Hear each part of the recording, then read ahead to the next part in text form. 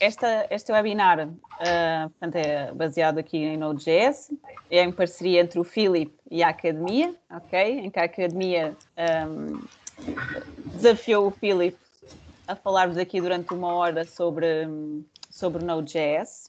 Espero que gostem, que aproveitem. No final, a ideia, depois, Filipe, é deixar aqui também uns minutinhos, caso as pessoas tenham alguma dúvida, queiram partilhar alguma informação, para poder também ter esse espaço. Da nossa parte, eu e a Ruth vamos estar aqui mais um bocadinho para controlar as entradas, ok? Não te preocupes com isso. Depois de nós sairmos, Filipe, se entretanto alguém quiser entrar na chamada, só tens que aceitar. Vai aparecer aí uma mensagem, tipo um pop-up, para tu admitires as pessoas. Sim. Nós vamos gravar a sessão, depois vocês terminam e a sessão fica gravada para nós, Academia. Pronto, nós amanhã, a Ruth vai enviar um e-mail para todos os que participaram, para que possam avaliar o webinar. Vamos partilhar também o vídeo desta sessão, também vai ficar disponível para todos, e também o certificado de participação. Está bem? Está bem. Força, Filipe, agora é contigo. Podes pôr a gravar, Ruth, está bem? Já está. Ai, já está. Acho que sim. Ok. Espero que todos me ouçam. Espero que o som esteja bom para todos. A princípio, me chamo Filipe, sou brasileiro, como podem perceber no sotaque do português bendito do meu lado. Sou formado em análise de sistemas e trabalho com tecnologia desde os meus 18 anos, que já vão para aí 14, mais ou menos. Atuei muito na área de infraestrutura, de redes, de computação, e desde 2015 tenho me apresentado, né? Tenho me dedicado mais à parte de desenvolvimento de software, nomeadamente com JavaScript, ok? TypeScript e JavaScript em si. Trabalho aqui na Albay já faz 1 ano e meio, exato, e atuo hoje num projeto com JavaScript, TypeScript e algumas outras tecnologias a mais, e temos tido baseados em microserviços, e temos tido aí alguns desafios para poder aplicar boas práticas Clean Code, Solid e tudo mais. Na sua maioria, trabalhamos sempre com Node para o back-end. Utilizamos também algum framework para uma melhor separação e melhor organização do back-end, mas também baseado em Node, usando TypeScript. E trago para vocês aqui essa proposta de falar um pouco sobre Node e como utilizar Node e criar uma API utilizando boas práticas e Solid, que são boas práticas aí que já vêm há muito tempo. Ok. Depois dessa pequena introdução, que eu podia levar mais 15 minutos para ganhar tempo, mas não. Vou compartilhar minha tela. Só um segundo.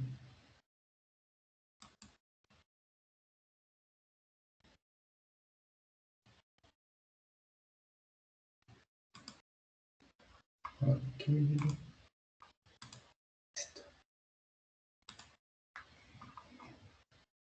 Pronto.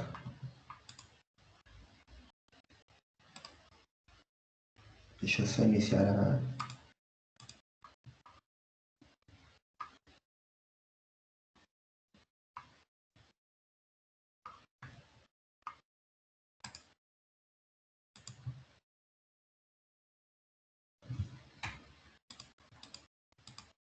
Ok, vamos a isso. Bom, vou começar com uma pequena introdução do Node. Acho que todo mundo deve conhecer, mas nunca é demais saber um pouco. Ainda me ouve, certo? Sim, Filipe, continua. Sim, sim. Ok. Já não vejo vocês, então... Essa pequena introdução, o que é Node? Basicamente, suas principais características, coisa que muitos candidatos não sabem hoje e têm se perdido em algumas entrevistas, ok? Node não é um framework, Node não é uma biblioteca. Node, como eu gosto de dizer, é um toolkit, é uma ferramenta, ok?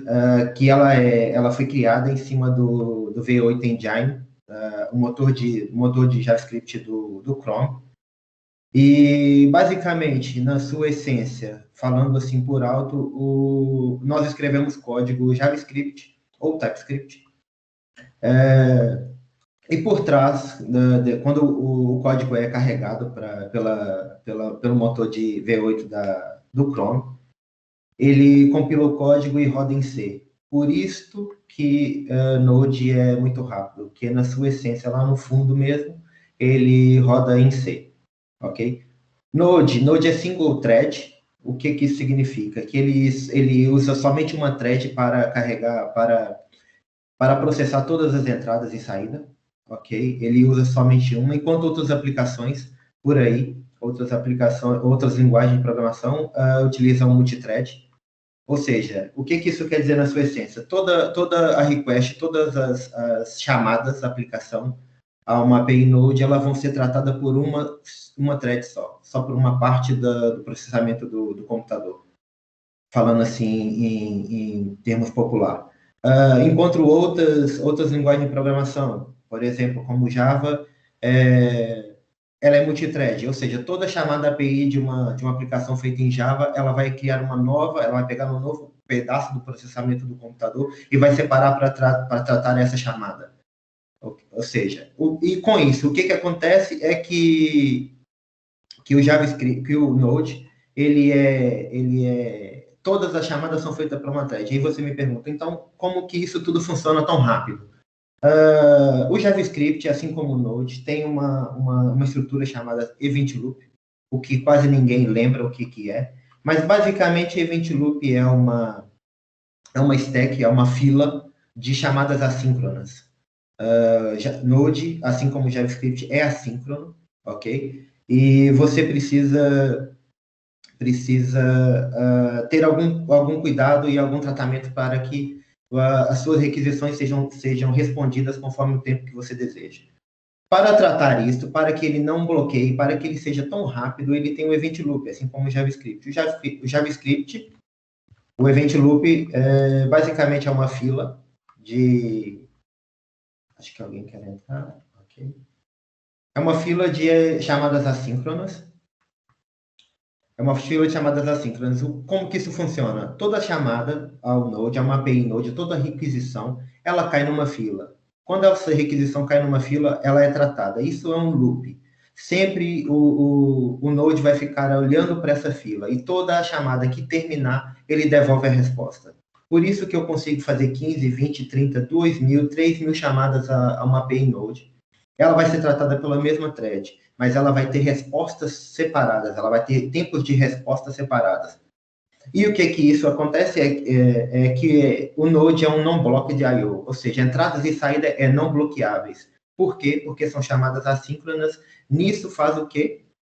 Faz com que as chamadas sejam retornadas no seu devido tempo. E isso não bloqueia a entrada e a saída. Enquanto outras linguagens, que é multithread, e como as threads são limitadas, não é um recurso ilimitado do computador, como elas são limitadas, quando o processamento do computador já não consegue mais suportar a criação de threads, começa-se a fazer o bloqueio das threads, começa a fazer o bloqueio de entrada e saída. Com isso, a aplicação, todas as novas chamadas que caírem para essa API, feita em Java ou Ruby, por exemplo, que é multithread, elas vão ter que esperar uma thread desocupar para que ela possa continuar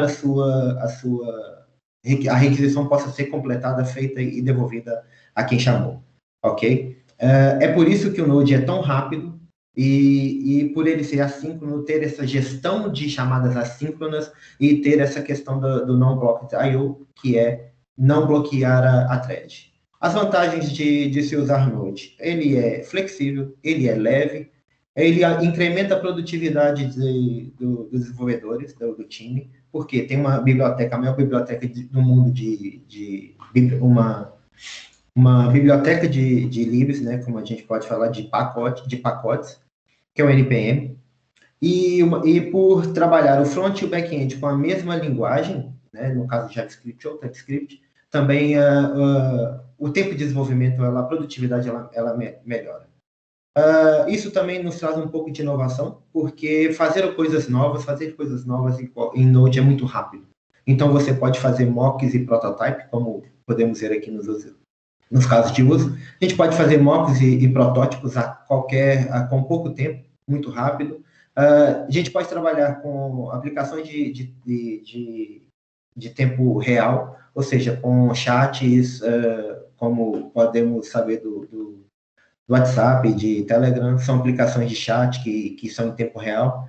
E, por ser leve, por ter toda a flexibilidade, essa flexibilidade, Node também ele é desenvolvido, ele é feito para desenvolver aplicações escaláveis, o custo é muito barato, ok? O custo é muito barato para se manter uma aplicação Node num cluster AWS, por exemplo, ou Azure, tanto faz, e você não gasta muito para manter uma aplicação, e como o Node consegue tratar muitas requisições ao mesmo tempo, acaba que com pouco recurso de um servidor, você consegue ter uma aplicação aí a gerir na casa dos milhares de requisições por segundo. Ok, já que todo mundo sabe de Node, agora vamos ao Solid. O que é Solid?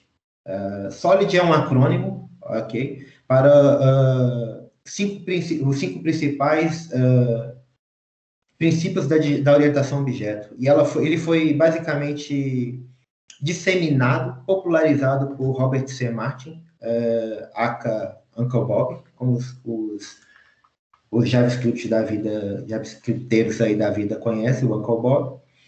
E o que é, nesse caso aqui, o Solid? Primeiro, antes de vocês entenderem o que é um Solid, para tentar desmistificar esse acrônimo, Solid não pode ser... é complicado de implementar o Solid em linguagens que não suportam interfaces e que o paradigma não suporta polimorfismo, ok? Isso é bem não natural. Ok? Por exemplo, é muito complicado aplicar Solid no JavaScript puro, no S5 ou no S6, ok? Porque você não tem uma declaração de orientação a objeto muito clara. A gente não consegue criar interfaces com JavaScript no tanto S5 quanto S6. Então é muito complicado fazer isso, é bem não natural. Você consegue aplicar algumas coisas, como separação de responsabilidades, injeção de dependência, talvez você consiga fazer também, mas é bem natural. Mas isso, com TypeScript, veio facilitado. Você consegue criar interfaces, o polimorfismo fica mais claro, a injeção de dependência fica muito mais óbvia. E como ainda assim permanece sendo JavaScript, né, mas agora bem tipado, com a tipagem forte, né, você consegue aplicar os princípios do Solid com mais facilidade. Alguns benefícios do Solid, ok? Que você consegue escrever código testável, você consegue escrever código que é facilmente compreendido, você consegue entender um código mais facilmente. Você consegue desenvolver padrão de desenvolvimento, guidelines, code style com maior facilidade. Você escreve código, colocando o código aonde que ele é expectável de se estar. Ou seja, você espera que um serviço esteja no tal lugar, ou que a interface esteja no tal lugar, onde você definiu, e aquilo vai seguir um padrão no seu desenvolvimento, no seu programa, no seu software. Você escreve código que é facilmente ajustável e ainda, além de ser facilmente ajustável, é muito mais fácil de escrever código que não produza tantos bugs. Por causa da tipagem forte, por causa da injeção de dependência, as coisas são... você espera que as coisas estejam ali e elas vão estar naquele local. Então, é muito mais fácil de se escrever código sem tantos bugs. Mas não é tão... Isso aí depende do desenvolvedor, né? O desenvolvedor pode ser tipo eu, que nasci para criar bugs, mas ok. E uma das coisas mais importantes, você consegue separar o que são policies dos detalhes, ou seja, o que são regras de implementação. Eu disse que o Solid era um acrônimo, mas um acrônimo de quê? Vamos separar isso aqui por partes. O S significa que é o princípio da responsabilidade única. Ok? Uma classe deve ter somente uma responsabilidade, mas não somente uma classe. Ok? Você pode falar de uma função, você pode falar de um helper, pode falar de um serviço. Tudo que você quiser aplicar o S do Solid, você define aquilo como se tivesse uma simples responsabilidade. Uma classe para cadastrar o usuário tem que somente cadastrar um usuário. Uma classe para cadastrar o usuário não pode também editar o usuário. Não pode deletar o usuário. Ok? O O, que significa o princípio do aberto-fechado. O que isso significa? Softwares ou qualquer coisa, ou entidades, devem estar abertas para extensão, mas elas devem estar fechadas para modificação. Basicamente, isso significa que eu posso estender de uma classe, ela tem que estar sempre aberta para estender, para eu poder herdar dessa classe. Mas classes, subclasses não podem modificar a classe pai. Eu mostro isso para vocês agora no código, para ficar mais fácil. O L significa o princípio da substituição de Liskov. Liskov era uma mulher, uma desenvolvedora de software dos anos 80, se eu não me engano, e tem aqui uma mãozinha dela aqui, um pedaço do código dela. O que basicamente isso significa, o Liskov Substitution Principle? Isso diz que objetos num programa, eles devem ser trocados por outras instâncias dos seus subtipos, sem alterar o funcionamento desse programa. Ou seja, eu posso trocar de instância, eu posso trocar qualquer coisa que esteja por trás, mas qualquer subtipo, pode trocar classe, eu posso trocar qualquer que seja helpers e tudo mais, a implementação dele eu posso trocar. Mas a minha instanciação daquilo, ela tem que se permanecer igual. Se eu vou chamar para criar um usuário, eu estou usando um banco, por exemplo, um Mongoose, ou um MongoDB e utilizo o Mongoose. Por exemplo, se eu quiser utilizar agora, a partir da minha aplicação, agora quero utilizar, quer usar SQL, ou seja, MySQL ou qualquer outro SQL da vida. Eu tenho uma regra, eu tenho uma instância pronta, e eu posso trocar por trás dos panos, eu posso trocar isso para usar Mongo, ou eu posso trocar para usar SQL. Ok? Mas a minha instância daquilo, ela não vai mudar. Eu vou sempre ter um repositório do tipo user, um user repository. Esse user repository vai ter sempre uma função, um método chamado save. O que esse save faz? Não me interessa para a classe isso. Interessa para quem para ela dentro, para a implementação dela. Ok? Eu mostro mais disso claramente para vocês no código. O I, que é a segregação de interfaces, o que ela nos diz? É o princípio mais fácil de ser aplicado. Ele diz que é o seguinte: separar as interfaces menores, quanto menores as interfaces, melhor é do que uma interface grande, gigante, que componha todas as abstrações do código. Ok? Ou seja, quanto maior a minha segregação das interfaces, melhor. Porque assim eu posso utilizá-las, eu posso estendê-las, eu posso reutilizá-las em outros lugares, e assim eu não preciso ficar carregando de um canto para o outro uma interface gigante. Um general purpose, ou seja, uma interface que tem todo o propósito de uma aplicação. É muito mais fácil separar isso por pequenas interfaces e implementá-las, concatenar a implementação delas.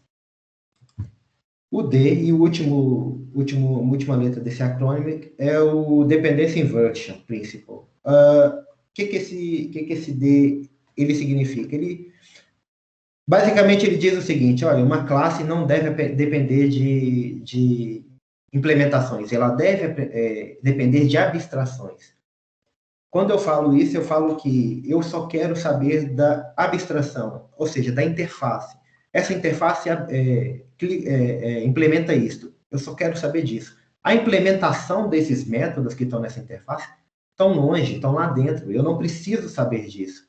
O que eu preciso saber é que aquele repository, por exemplo, vai ter sempre aqueles métodos para eu utilizar. A implementação desse método não me interessa. Quem tem que tomar conta disso é a implementação em si, é a classe em si interna, e não quem está chamando essa classe. Ok? Alguma dúvida até agora? Não. Ok, então vamos à parte que importa, que eu só trouxe aqui para vocês falarem que eu não fiz uma apresentaçãozinha. Agora, vamos ao código.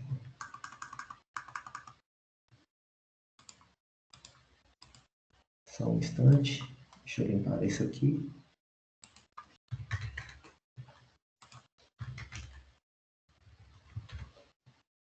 Ok.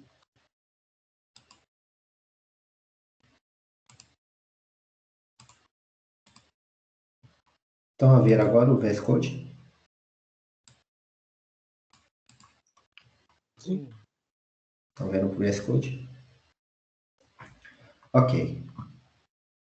Vamos aqui. Eu criei uma API simplesinha, ok? Não tem nada demais nessa API. Simplesmente para mostrar para vocês como que é a aplicação do Solid numa API Node.js. Para quem não sabe, eu vou começar aqui pela parte mais básica de uma aplicação, ok? Eu só preciso basicamente de poucas coisas para criar uma API em Node.js, ok? Eu não preciso de muitas coisas. Eu estou utilizando aqui uma aplicação, um framework de Node.js feito exatamente para ser utilizado para criar um service, um HTTP service, um web service, ok? Que é o Express. Mas o Node ele já nos dá o próprio HTTP dele. Se a gente quiser usar um HTTP aqui, a gente pode fazer simplesmente um HTTP e a gente pode criar uma API, uma API com o próprio HTTP, o cliente do próprio Node. Não há necessidade de usar o Express. Mas o Express é um framework para Node muito utilizado, na verdade é o que é maior utilizado hoje, em larga escala, e ele facilita algumas coisas e normalmente na sua maioria, desenvolvedores JavaScript que atuam com Node utilizam o Express para fazer APIs. Ok? Eu não preciso do Corsa, eu não vou fazer mais nada. Isso aqui é um boilerplate que eu tenho. Basicamente, eu só preciso disso aqui para criar uma API. E se eu quiser fazer uma rota, por exemplo, eu só posso fazer um f. Você tem um use chamado route. Faço aqui qualquer coisa.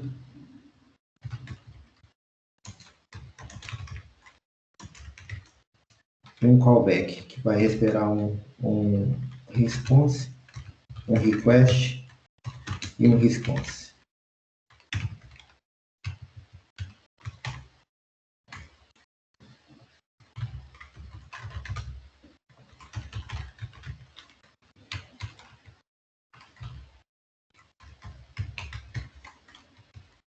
Basicamente, isso aqui já resolve, já cria-se uma aplicação Node, uma API Node. Essa rota, esse endpoint já está disponível para mim. Isso aqui que está em vermelho, para vocês não assustarem, é só o meu link, ok? Então, eu só preciso disso. Eu não preciso de mais nada. Eu só preciso criar mesmo o servidor Express, crio minhas rotas, falo com que, na hora que eu acessar essa rota, esse endpoint, o que eu vou ter aqui dentro desse, o que ela vai fazer quando eu acessar, e starto o server com esse listener e está feito. Não há necessidade de mais nada. Ok? Pronto. Eu criei essa API aqui. Ela tem um recurso aqui de user. E basicamente o que ele tem? A estrutura daqui está um pouco mesclada com DDD, para quem não conhece o Domain Driven Design.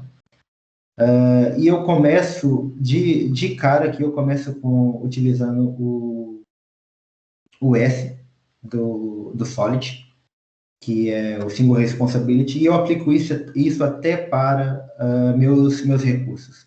Nesse caso do use case de create user, por exemplo, eu gosto de separar ele numa pasta, e tudo que tem referência com create user, eu gosto de manter aqui. Se eu tivesse, por acaso, você vai pensar aí um select ou qualquer coisa do tipo, e eu gosto de utilizar a nomenclatura do CRUD.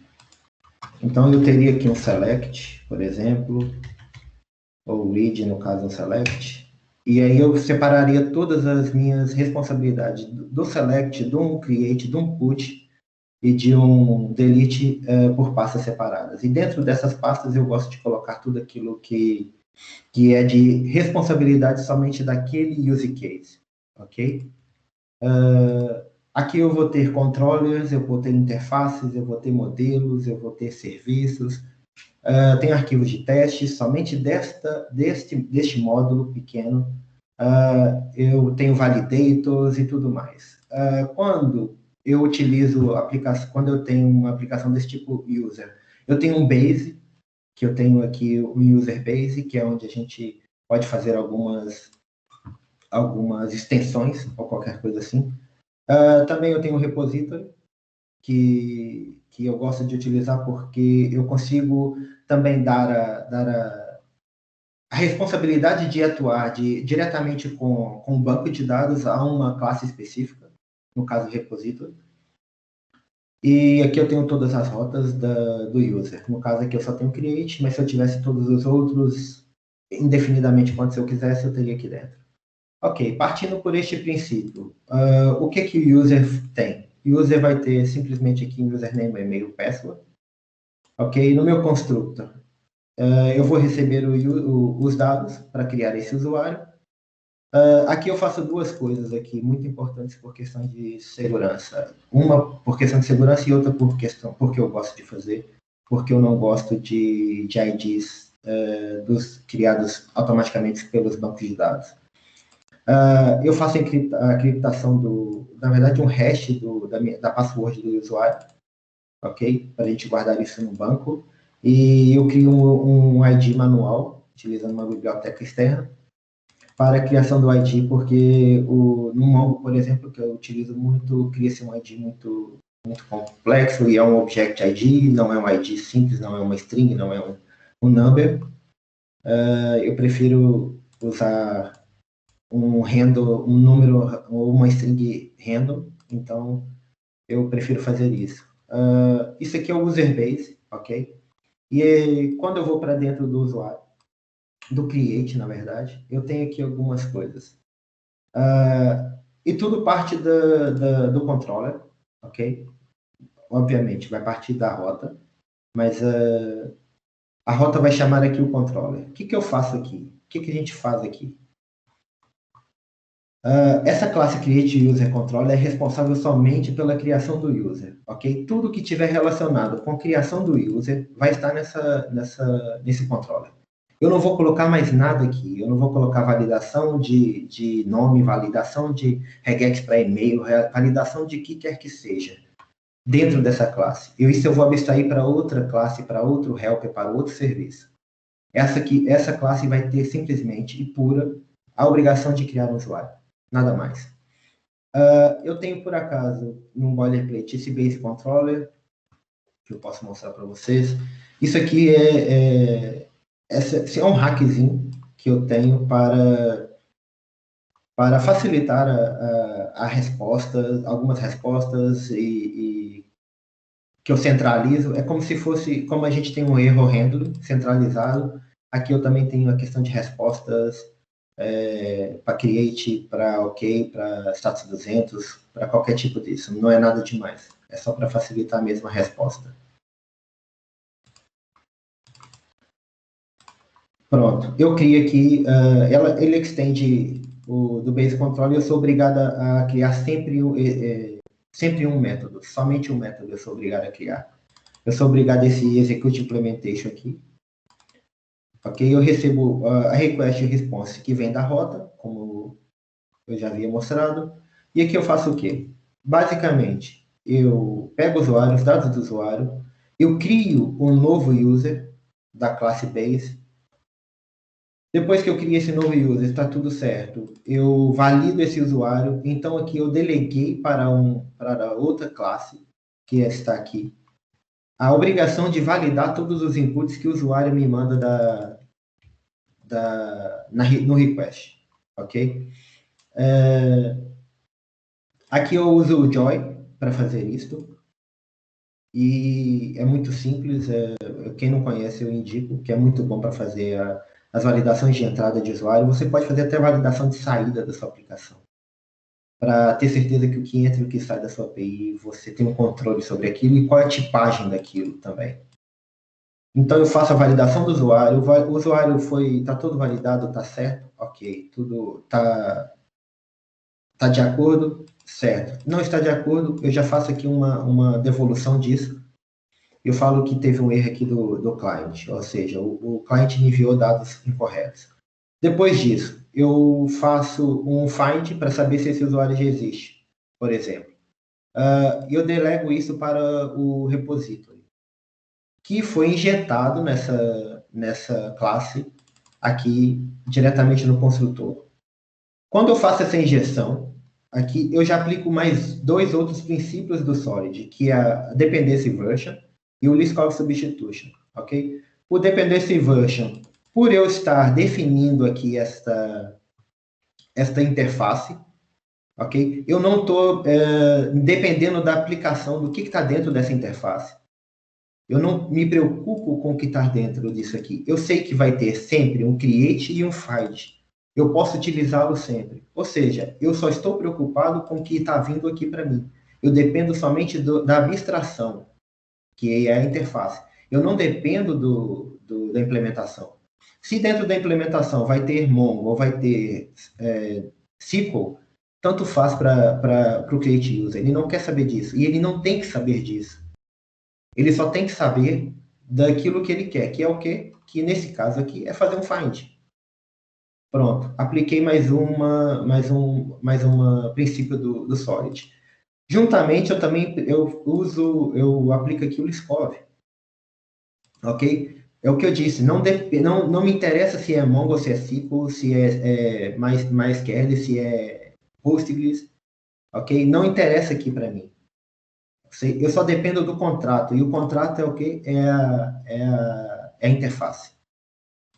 Só nessa classe eu já apliquei 3 princípios do Solid. Muito simples isso aqui. Depois,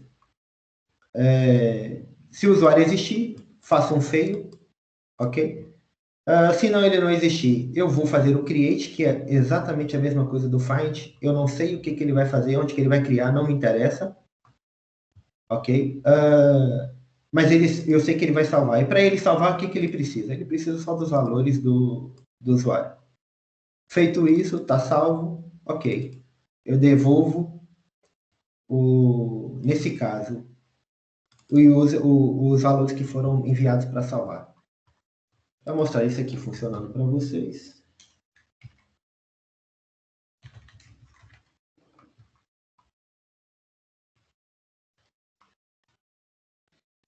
Vou mostrar funcionando.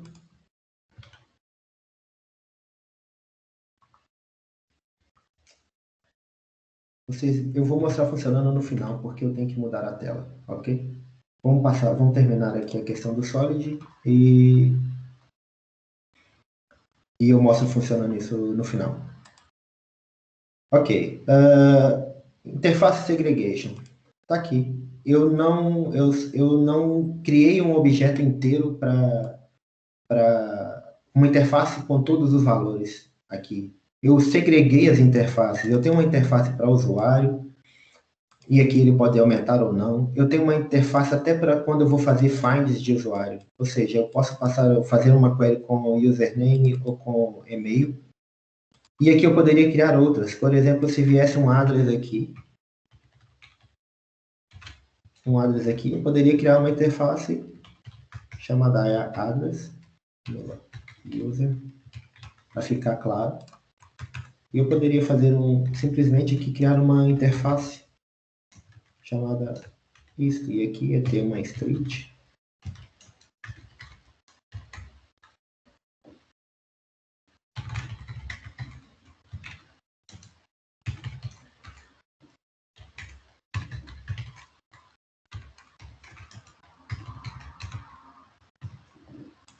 E pronto, eu poderia fazer isso aqui. E aí eu ia segregando mais ainda. Se tivesse, não sei, se eu tivesse aqui CEP, por exemplo, que postal code, e o postal code eu quisesse fazer alguma coisa dentro dele,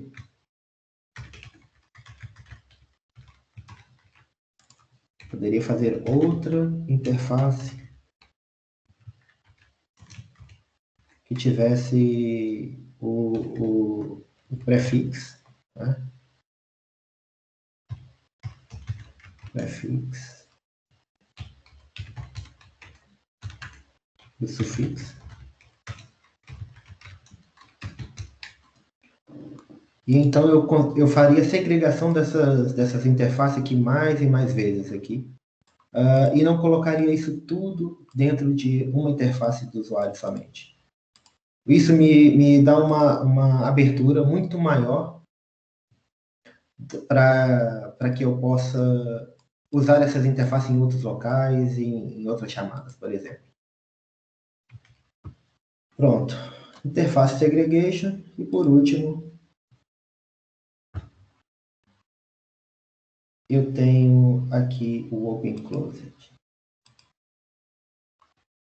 O Open Closet eu criei aqui um serviço de e-mail, ok? Eu tenho um e-mail base. Eu tenho essa classe, ela é simplesmente uma classe abstrata, ok? E eu tenho esse método abstrato chamado send. E ele vai enviar uma mensagem. Por acaso, nós não sabemos quem vai enviar a mensagem, qual que é o provider, o que tem nessa mensagem. A gente só sabe que ele tem que respeitar esse contrato.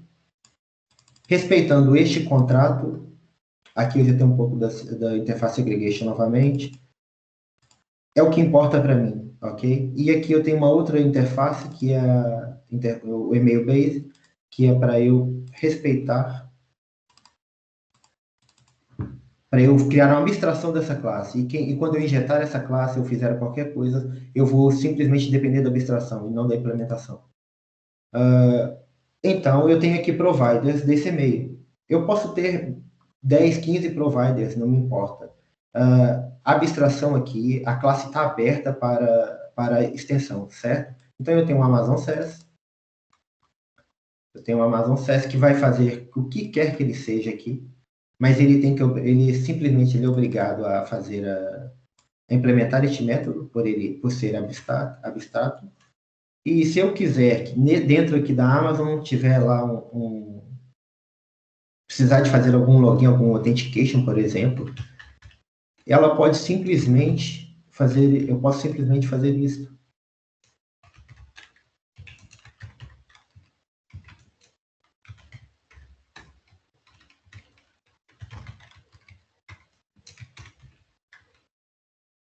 Ok?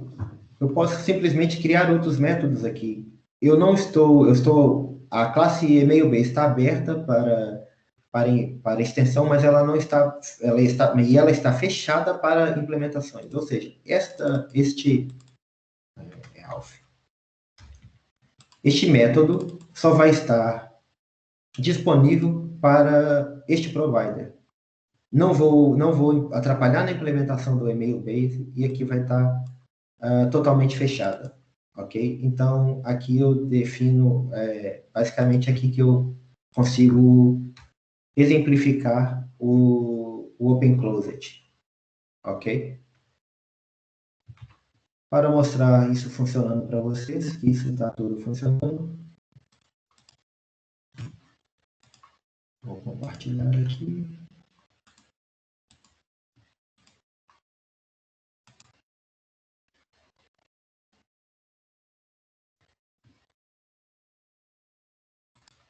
Vou compartilhar minha tela inteira.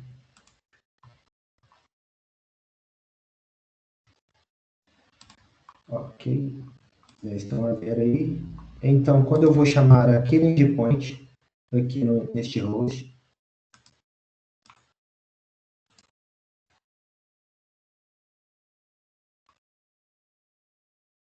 ok, quando eu faço isso, startei a aplicação, pronto. Tudo funciona, tudo funcionando lindo no Create User. E aqui está o objeto que eu passo com a password já encriptada e um ID gerado randomicamente. Pronto. Tudo funciona, tudo lindo, igual a mim. Desculpa, eu não podia ter falhado essa brincadeira. Alguma dúvida, senhores?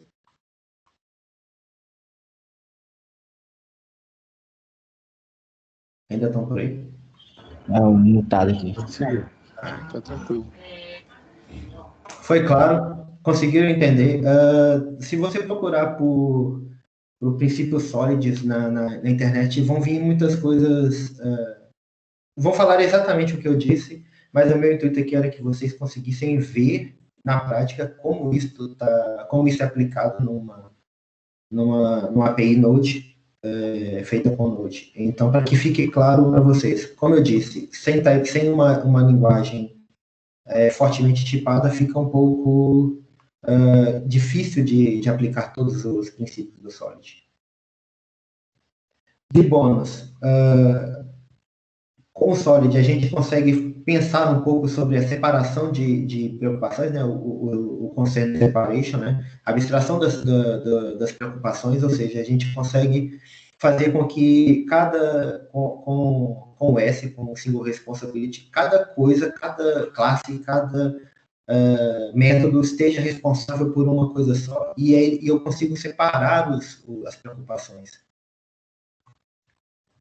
E nisso tudo, e no final de tudo, uma parte que eu também gosto de falar tudo é a questão de clean code. O código, apesar de terem muitos arquivos e tudo mais, fica muito mais limpo.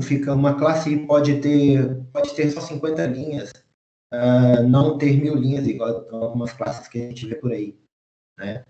A classe tem que fazer somente uma coisa, os métodos têm que fazer somente uma coisa. Eu não posso concatenar responsabilidades em cima de métodos, em cima de classe. Por um lado, eu aumento a quantidade de arquivos, por exemplo, mas eu diminuo o tamanho das classes. E assim fica mais conciso o seu software. E logicamente, quando você vai criar outros recursos, você consegue fazer isso com mais clareza, com mais facilidade. Você só precisa respeitar o que foi definido pelo Solid, pela classe, pela single responsibility, pelas interfaces aggregation, e então você vai sempre ter uma API sempre mais concisa, mais clean, com clean architecture bem aplicada. E você consegue ter assim mais controle sobre aquilo que é feito e sobre aonde é feito. E principalmente você sabe que aquilo que você espera, aquilo que você está chamando, aquilo que você importa, aquilo que você injetou na sua classe, ela tem aquele comportamento.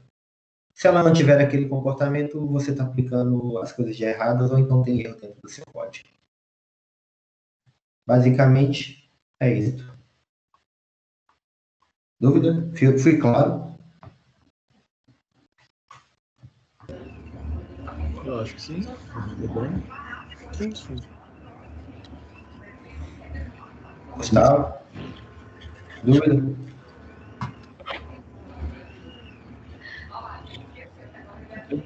Meu lado. Ok. Então, finalizamos por aqui. É isso? Você me diz? Olha, eu não tenho mais nada para apresentar. Era simplesmente essa coisinha simples, porém muito poderosa, porque você consegue criar aplicações muito mais abstratas e com responsabilidades separadas, e não uma bagunça, não um software todo bagunçado. Vocês puderam ver ali que tem questão de domínio, eu falei de use cases, e essas coisas também são questões do DDD. Isso às vezes é um pouco facilitado. Uma coisa muito boa de aplicar, usar esse tipo de arquitetura e usar Solid, padrões sólidos, é que você consegue fazer arquivos, né? Testar o seu software, testar a sua API com muito mais facilidade, vai ser muito mais simples. Como você tem todas as separações ali de responsabilidades, você faz um arquivo e só para testar aquilo mesmo, ok? Você injeta as suas dependências e você sabe que aquilo vai ter um resultado final, de forma que os seus testes vão ficar muito mais fáceis de ser feitos, muito mais simples de serem aplicados ali, e vai ser muito mais fácil. Felipe, tu usa alguma ferramenta de teste unitário, alguma coisa assim? Ou... Sim. Atualmente eu não faço muitos testes onde eu trabalho, mas eu já utilizei Mocha-Shy. Por muito tempo eu tinha uma cobertura de mais de 85% no último software que eu trabalhei. Porém, o Jest, que eu tenho aqui nesse boilerplate, o Jest, ele vem muito mais completo para você. Você consegue fazer a injeção de dependência, você consegue aplicar um pós e um pré, antes de qualquer coisa que você precise injetar a dependência ou qualquer outra coisa, você consegue fazer antes de cada teste, ou para testes específicos. O Jest tem se mostrado hoje no mercado uma ferramenta muito boa, muito utilizada para testes unitários e testes de integração. Maravilha. Deixa eu te perguntar, você disponibiliza também esse projeto no GitHub, alguma coisa, para a gente poder pegar e começar a mexer e ter uma olhada no site? Sim. Eu vou disponibilizar este projetinho que está feito, e eu tenho também lá um boilerplate para criação de aplicações com TypeScript, com Jest, com Trigger, com Lint, com tudo já configurado. Você só precisa mesmo chegar e criar rotas, criar recursos e fazer. E também eu mando o link deste repositório. Eu posso enviar também este slidezinho. Não sei se vocês vão querer, porque não tem muita coisa ali. Era mesmo só para mostrar mesmo os conceitos. Mas eu disponibilizo tudo isso, juntamente com o vídeo dessa apresentação. Maravilha, acho que tudo é válido. Ok. Obrigado, cara. Te agradeço. Então, falou, filho. Valeu, pessoal. Muito obrigado pelo tempo. Muito obrigado por vocês aí. Até a próxima. Até a próxima. Tchau. Até a próxima. Muito obrigado. Valeu, disponha. Abraço.